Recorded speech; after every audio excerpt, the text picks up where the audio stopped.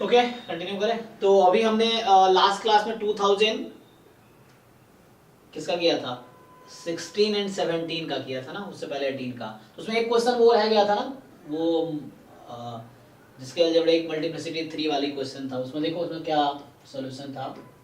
I think 11वां question था 2016 वाले का। कौन सा क्वेश्चन था पता नहीं, इनिशियली था क्या है भाई, नहीं 16 का ही ना। तो आई थिंक शुरू का क्वेश्चन था ये, 16 का ही था 17 का था, दूसरा क्वेश्चन था 17 का। 17 का था। अच्छा तो 17 का नीचे होगा ना।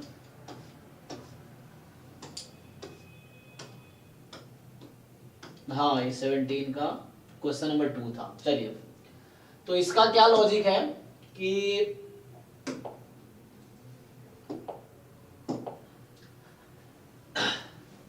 यहाँ जो क्वेश्चन है ना, इसने कहा है कि 7x7 की ये मैट्रिक्स है और ये इनहेरिटिंग पॉलिनोमियल। एक्चुअली क्या होता है ना, एक होता है कैरेक्टरिस्टिक पॉलिनोमियल जिसकी डिग्री हाईएस्ट होती है, मतलब हाईएस्ट इन द सेंस जिसकी डिग्री n क्रॉस n की है, तो n क्रॉस n का होता है ना ये, मतलब n डिग्री का पॉलिनोमियल होता है जिसको मैट्रिक्स सेटिस्फाई करता है, जो कैली हैमिल्टन थ्योरम कहता है जिसको।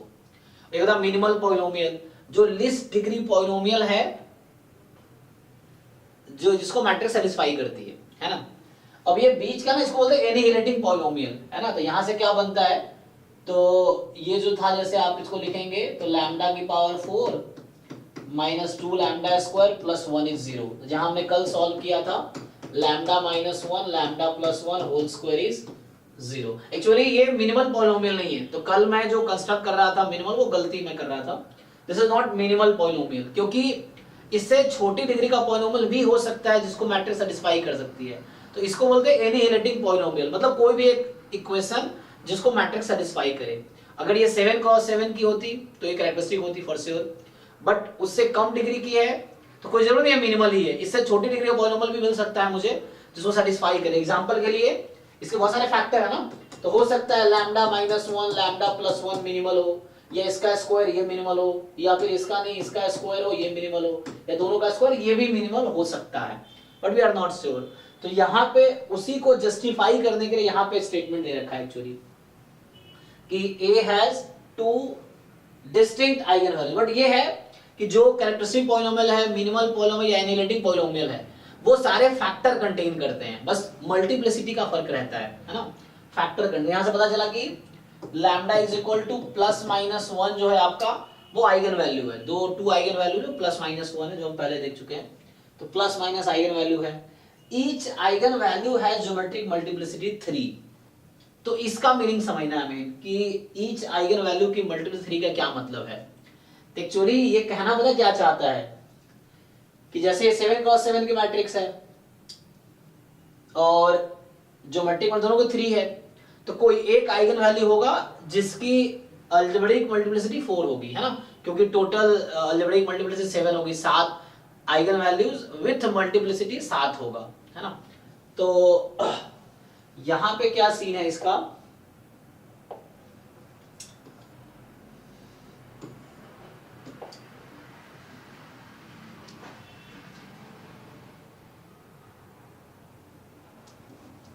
तो मेनली क्वेश्चन ये है कि कितने, है ना, क्वेश्चन ये हमारा कि then the total number of non zero entries in the Jordan canonical form of A के जॉर्डन, ए तो 7x7 का है, तो इसका जो जॉर्डन कैनोनिकल फॉर्म होगा वो भी 7x7 का होगा। अब इसमें आइगन वैल्यू 7 होंगे, मतलब 2 डिस्टिंक्ट है बट विथ मल्टीप्लिसिटी 7 होंगी। तो अभी मान लेता हूं जैसे 1 जो है 4 बार है, जैसे कल भी किया था। -1 की मल्टीप्लिसिटी 3 है मान लीजिए,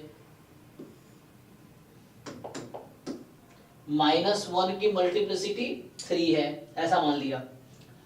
अब यहां पे कहना क्या चाह रहा है, तो एक्चुअली ज्योमेट्रिक मल्टीप्लिसिटी ये बता रहा है कि कितने लिनियरली इंडिपेंडेंट आइगन वेक्टर है, यही ना। जैसे यहाँ पे ज्योमेट्रिक मल्टीप्लिसिटी क्या होता है कि कितने लिनियरली इंडिपेंडेंट आइगन वेक्टर होते हैं, तो वो हमारा ज्योमेट्रिक मल्टीप्लिसिटी आता है। तो जैसे मैंने लिया 1 के करस्पॉन्डिंग अलजेब्रिक मल्टीप्लिसिटी 4 है लेकिन ज्योमेट्रिक मल्टीप्लिसिटी 3 है। -1 की अलजेब्रिक मल्टीप्लिसिटी भी 3 है और ज्योमेट्रिक मल्टीप्लिसिटी भी 3 है। तो एक्चुअली ये जो -1 वाला आइगन वैल्यू है ये 3 ब्लॉक्स जनरेट करेगा। ईच जॉर्डन ब्लॉक के corresponding 1 linearly independent eigen vector होगा। तो यहाँ पे अलजेब्रिक मल्टीप्लिसिटी 4 है लेकिन इसकी ज्योमेट्रिक मल्टीप्लिसिटी कितनी है 3 है। तो ये 4 आइगन वैल्यू जो 4 मल्टीप्लिसिटी है तो ये 3 ब्लॉक्स बनाएगा। तो ईच ज्योमेट्रिक मल्टीप्लिसिटी जो होती है ना, जितनी ज्योमेट्रिक मल्टीप्लिसिटी उतने ब्लॉक्स होंगे उस आइगन वैल्यू के करस्पॉन्डिंग।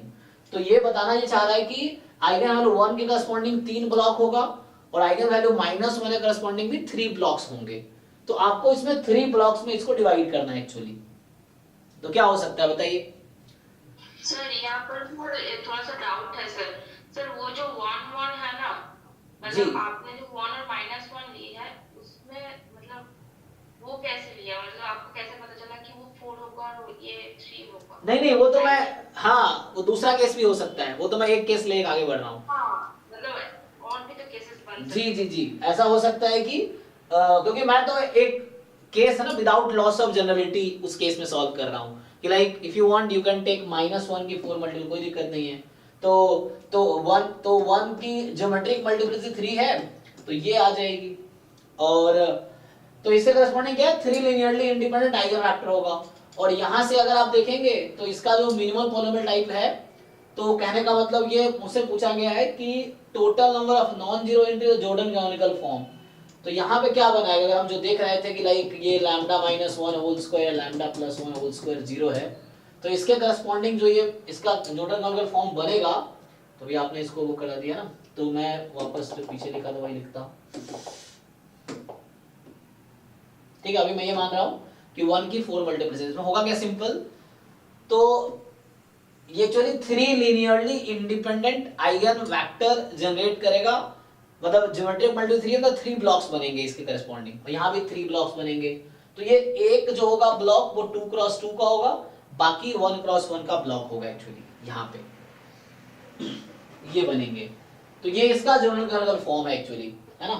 तो इसमें कितने, ये 1 क्रॉस 1 का ब्लॉक है, 1 क्रॉस 1 1 क्रॉस 1, ये 2 क्रॉस 2 1 क्रॉस 1। तो ये 3, ये तो ऑब्वियस है कि 3 लीनियरली इंडिपेंडेंट आइगन वेक्टर इसके पास होगा। सो इट विल हैव कितने 3 linearly independent eigen vector, 3 blocks बनाएंगे। अब ये 4 है तो इसमें ये 3 linearly independent eigen vector generate करेगा। मतलब ज्योमेट्रिक मल्टीप्लिसिटी 3 है ना, तो मतलब ईच ब्लॉक जो है करस्पॉन्डिंग, ईच ब्लॉक के करस्पॉन्डिंग आपको एक लीनियरली इंडिपेंडेंट आइगन वेक्टर मिलेगा। तो सिंस ज्योमेट्रिक मल्टीप्लिसिटी 3 है तो 3 लीनियरली इंडिपेंडेंट आइगन वेक्टर मिलेंगे। तो 1 2 3, तो आप ब्लॉक बनाएंगे तो 4 आइगन वैल्यू है, आपको 3 ब्लॉक बनाने हैं। तो यही पॉसिबल केसेस हैं कि 2 ब्लॉक 1 क्रॉस 1 का होगा और 1 ब्लॉक 2 क्रॉस 2 का होगा। तो ये इसके पीछे का स्टोरी था कि, है ना। तो हमने कल क्या किया, 2 क्रॉस 2 का एक ब्लॉक बना दिया था ना, तो उसलिए मिस्टेक हुआ था। सो बाकी ठीक है, बाकी सब जीरो है इसका। तो कितने नॉन जीरो एलिमेंट है इसमें, नॉन जीरो एंट्रीज इन जॉर्डन फॉर्म, है ना। तो 2 3 5 3 8 यही होगा एक्चुअली। तो मेनली 3 ज्योमेट्रिक मल्टीप्लिसिटी 1 की है तो 3 ब्लॉक्स 1 के करस्पॉन्डिंग बनेंगे, 3 ब्लॉक -1 के करस्पॉन्डिंग बनेंगे। या दूसरा केस लेंगे तो भी कोई दिक्कत नहीं है। तो यहाँ -1 -1 आ जाएगा, +1 कर लीजिए, कोई दिक्कत नहीं है। बट जो भी केस होगा उसमें नॉन जीरो एंट्रीज किसी भी केस में 8 ही होंगे। ठीक है, तो कोई डाउट है तो बताइए आप लोग। तो ज्योमेट्रिक मल्टीप्लिसिटी 3 मतलब 3 ब्लॉक्स। 2016। हाँ एक मिनट, तो ये तो हो गया। तो ये 2017 का क्वेश्चन नंबर 2 था।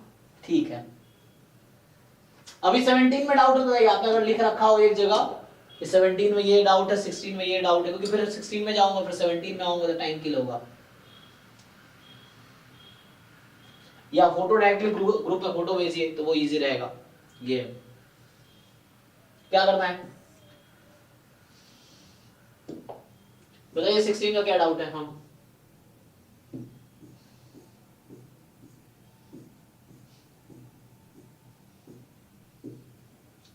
हाँ जी सैनी बताइए, 16 में कौन सा डाउट है 2016 के पेपर में। क्वेश्चन 24।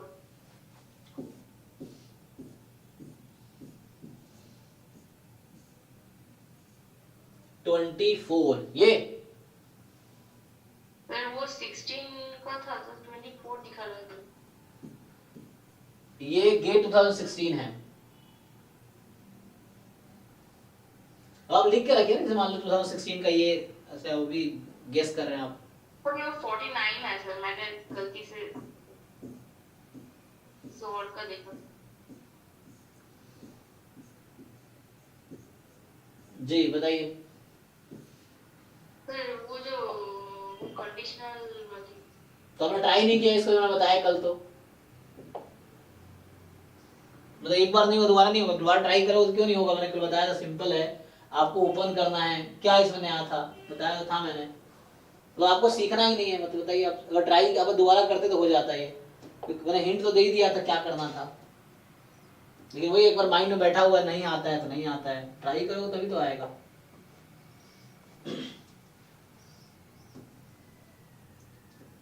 क्या नाम है, मतलब कैसे ओपन करना है, यही तो है कि ओपन कैसे करना है।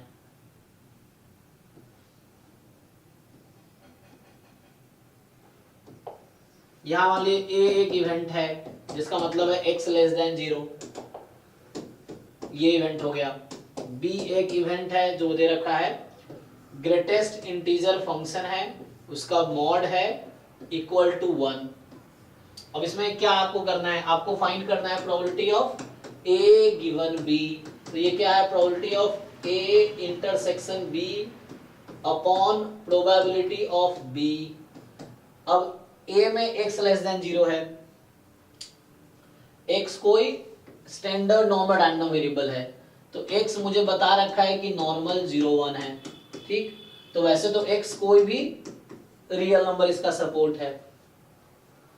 अब बताइए आप खुद ही, यहां मैं कल बता रहा था जब हम मॉड को हटाते हैं तो बॉक्स x मॉड, आपको पता है ना मॉड x की वैल्यू प्लस माइनस x होती है। हाँ माइनस प्लस करो तो यहाँ मॉड ऑफ दिस इज 1, तो मॉड ओपन करते हैं तो क्या होता है, इसकी वैल्यू प्लस माइनस 1 होगी।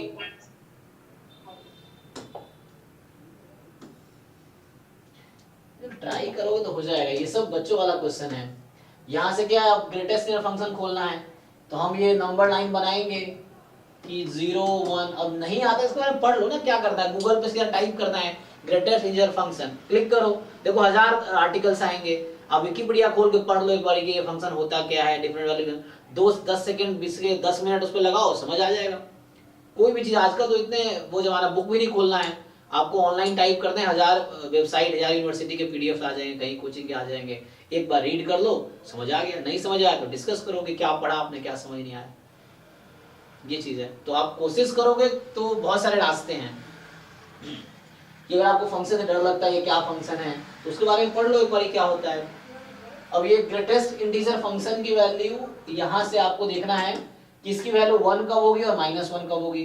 तो x की वैल्यू 1 और 2 के बीच रहता है, तो ग्रेटेस्ट इंटीजर फंक्शन की प्रॉपर्टी है, जो डेफिनेशन है इसका कि greatest integer less than equal to that, तो 1.1 पे 1 आएगी। तो यहाँ x की वैल्यू होगी अगर 1 है तो 1 से 2 में, और तो यूनियन ले लो इसी में। और हो सकता है इसमें क्या करना है कि -1 कब आएगी, तो -1 आएगी जब x की वैल्यू -1 और 0 के बीच में है। तो x की वैल्यू -1 और 0 के बीच में है, तो ये दोनों आ गया मिलके ऐसा बन गया। अब मुझे क्या करना है यहाँ पे a इंटरसेक्शन b, और आप खुद डिसाइड करो सेट a और b का इंटरसेक्शन क्या आएगा बताइए। a में वो नंबर से जो लेस देन 0, -1 से 1 और 0 होगा, -1 से 0 होगा, ठीक है। तो इसकी प्रोबेबिलिटी क्या आएगी, तो इसका मतलब है कि probability x more than -1 less than 0, और b का मतलब क्या है, यही है ना। हाँ sir. So probability x between 1 and 2 plus probability x between -1 and 0.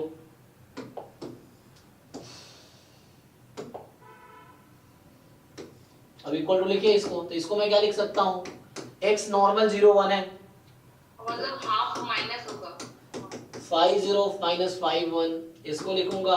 अब आप मुझे बता रहे यही चीज आप खुद करते तो इजीली हो जाता। 5 2 -5 1, 5 0 -5 -1, so half -5 -1 क्या होता है, 1 -5 1, अपॉन यहाँ पे है five two minus five one, फिर यहाँ ब्रेक करेंगे तो ये हो जाएगा फाइव जीरो हाफ, इसको ब्रेक करेंगे तो minus one plus five one cut गया, तो यहाँ बचा numerator half minus five one upon ये half minus one five two minus one by two. गलती हुई। अब बताइए इसमें ऐसा क्या था जो आपको नहीं आता है? 5 1 माइनस। अरे तो एक बार गलती होगा, मैं ही तो कहता हूँ, एक बार नहीं, दो बार, तीन बार, चार बार ट्राई कीजिए, नुकसान थोड़ी, एक बार आपने कर लिया गलत हो गया तो मतलब नहीं करेंगे आप दोबारा, सिली मिस्टेक हुआ दोबारा करेंगे गलत सही हो जाता। तो ये सब डाउट पूछने की चीज, मतलब जो क्वेश्चन आप सॉल्व कर पा रहे हैं, आपके आंसर नहीं आ रहा है तो आपको अप्रोच पता है तो दोबारा ट्राई कर लो, देख लो कहाँ गलती हो गई, एक बार फिर से सॉल्व करके देख लो। सो एक बार नहीं हुआ, दूसरी बार, तीसरी बार, इस तरह सॉल्व करो, जहाँ एक बार गलती हो गई छोड़ थोड़ी देंगे हम, दोबारा ट्राई करके देख लेंगे क्या होगा। जब आप दो बार, चार बार, पांच बार ट्राई कर रहे हैं तब भी नहीं हो रहा, फिर आप पूछ सकते हैं, क्योंकि ये सब बेसिक क्वेश्चन है और कल हिंट भी दिया था हमने। इसमें कुछ था तो नहीं, बस वो करना है, ब्रेक हो गया, खत्म। देखिए फिर भी सही आंसर कौन सा है, सही लाया कि मैं ही मिस्टेक किया हूं, चेक कीजिए। सर वो 5 1 होगा, सर आपने 5 1 माइनस कर। हाँ देखो मैंने मिस्टेक किया तो मैं किसी डाउट थोड़ी पूछूंगा, मैं सही कर दूंगा इसको। तो अगर आप सेम, आप अगर कहीं मिस्टेक कर लेते हैं तो पूछने की जरूरत थोड़ी है, दोबारा सॉल्व करके इसको ठीक कर लीजिए। मान लो वहां गलत किया, थोड़ी पूछना, आप देख लो एक बार क्या है कि जो आंसर आ रहा है वो कहाँ गलती हो रही है, एक बार चेक कर लेना है गलती कहाँ हो रही है।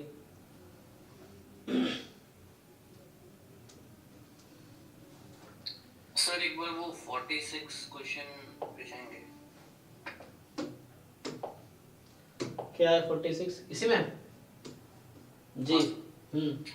हाँ सर, मैं इसे इंडिविजुअली ओपन करके किया तो बन गया। मेरे को एक बार ये जो आपने कल बताया था ना, मतलब एक्सपेक्टेड x1 इंडिविजुअली आप कैसे ओपन कर रहे हैं? n तो पता ही ना क्या है, n तो रैंडम है, यहाँ n तो रैंडम है ना, तो इंडिविजुअली कैसे ओपन करेंगे? तब वो n1 होगा, मतलब वो ज्योमेट्रिक फॉर्म में उस तरीके से मैं ओपन करता। ओके ठीक है, वही चीज है, ऐसा तो वही है। तो 1 into 1/2 फिर 2 into 1/2। ये आप अगर चाहो तो ये गूगल, एक वर्ड आप गूगल कर सकते हो, वॉल्ट्स फॉर्मूला, देखिए आप ये आ जाएगा, इसका डायरेक्ट फॉर्मूला आ जाएगा, इसका फॉर्मूला है ना, ऐसा कुछ है। Expectation of x into expectation of n। हाँ तो वहां से आ जाएगा, और जैसे x, ये फॉर्मूला था एक्चुअली, x का 1 है और n का, n तो ज्योमेट्रिक है, और k कहां से स्टार्ट हो रहा है 1 से, तो 1/p हो जाएगा, तो 2 आ जाएगा, तो आंसर 2 होगा इसका, चेक कीजिए सर। अच्छा आया कैसे, तो इसका अगर प्रूफ देखे तो यहाँ मेन पूछ लिया, एग्जाम में वेरिएंस भी पूछ लेगा आपसे, तो आपको वेरिएंस भी निकालना आना चाहिए, how to find variance of this.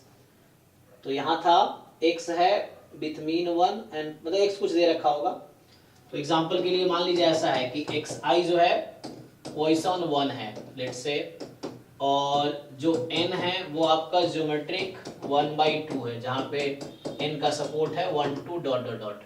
अब आपसे पूछा है कि एक्सपेक्टेशन ऑफ x1 से लेके x कैपिटल N तक, ये है आपके पास, तो हम क्या करेंगे, यहाँ पे n तो पता नहीं है ना, तो expectation of x1 x2 xn given n, ऐसा कर सकते हैं हम लोग।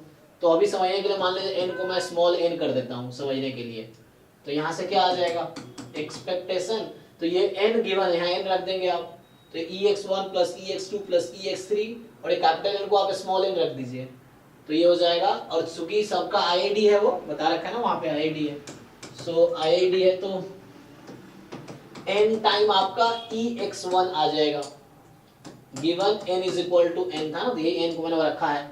आप अगर n को n नहीं रखेंगे तो ये अभी ऐसा हो जाएगा, expectation capital N into ex1, ऐसा हो जाएगा अगर n नहीं रखेंगे तो, है ना। और यहाँ पे क्या हो जाएगा,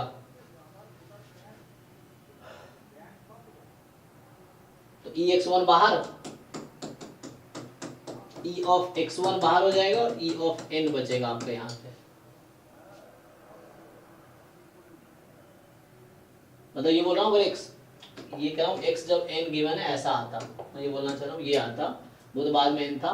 तो चूंकि यहाँ n हम अगर कैपिटल रखेंगे, सो n अगर गिवन है मुझे, मतलब n कोई फिक्स नंबर यहाँ पे, अभी n कोई फिक्स नंबर है तो यहाँ n आएगा, रैंडम है अभी, तो उस फिक्स n के लिए इसका आंसर आएगा n टाइम ex1। अब ये ex1 बाहर आ जाएगा तो ये आ गया। तो ये फर्स्ट ऑर्डर स्टैटिस्टिक्स नहीं है। तो ये आप थ्योरीज अगर देखेंगे तो वहां हमने कवर किए हैं। सेम चीज का वेरिएंस निकालेंगे तो वेरिएंस का फॉर्मूला होता है कि एक्सपेक्टेशन ऑफ वेरिएंस है ना, x given y plus variance of expectation x given y, तो उससे भी आ जाएगा अगर वेरिएंस इसका पूछता है तो आ जाएगा। ठीक है, नेक्स्ट बताइए और किसी को डाउट है 2016 और 17 में जो हमने कल डिस्कस किया था, 16-17 का पेपर, तो उसमें अगर कोई क्वेश्चन रह गया हो, आपने सॉल्व किया हो, नहीं हुआ हो तो बताइए, नहीं तो फिर आगे डिस्कस करते हैं 2015 का, है ना, 15 एंड 14 अभी अगर टाइम रहता है तो। चलिए ठीक है।